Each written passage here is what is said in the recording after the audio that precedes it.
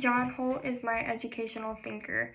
He was born in 1923, graduated from Yale University with a degree in engineering. He also spent time in the U.S. Navy, and he later taught in Colorado for 4 years, and then he moved to the East Coast where he met a fellow educator, Bill Holt. They both share common interests within the school system and the flaws within it. John Holt's educational ideas were that learning is a natural process and children are born curious. He explored that when children get to explore their own interests, such as reading about animals or experimenting with block building, they have a more joyful experience. He also advocated for an unschooling approach, where education should welcome a child to discover and understand the world around them. For instance, instead of following a set schedule, a child might spend a day exploring art or science. This allows their interests to set the pace and direction of education instead of sticking to a standardized curriculum. One of his most influential contributions was his promotion to homeschooling and unschooling. A quote by Holt said, "Insisted that a large majority of American children fail in the school in the sense that they fail to develop a more than a tiny part of tremendous capacity for learning.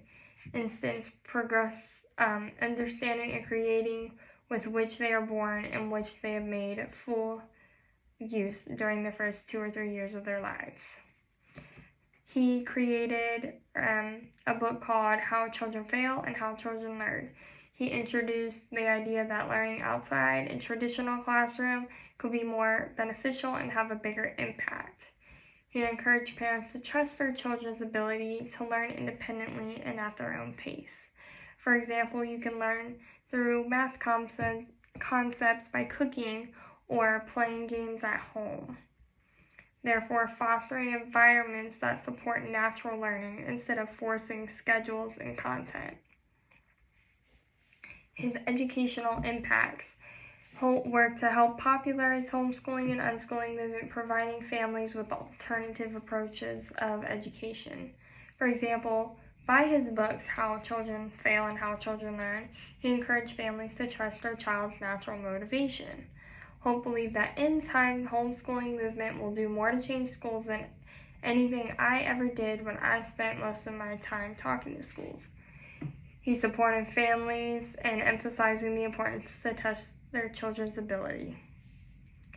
His ideas also influenced the progressive education by shifting away the focus from a rigid one-size-fits-all teaching approach. And he focused on practical guidance of creating learning spaces that are supportive, interest-driven, and free from the constraints of traditional schools.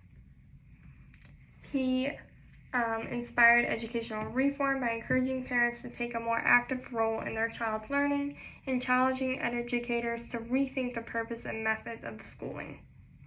He empowered parents to take an active role in their child's education. From an outside critique, some believed that on a child-led learning and unschooling can overlook important foundational skills. For example, educational psychologist Alfie Kahn pointed out that while natural motivation is great and important, children do need some guidance when it comes to essential academic abilities and social skills. This could cause a gap in some of their learning.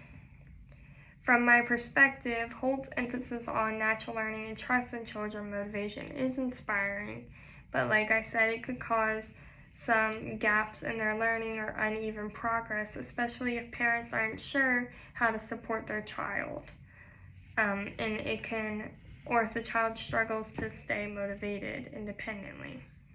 Some children benefit from more supportive, clear goals and social interaction found in the traditional classroom.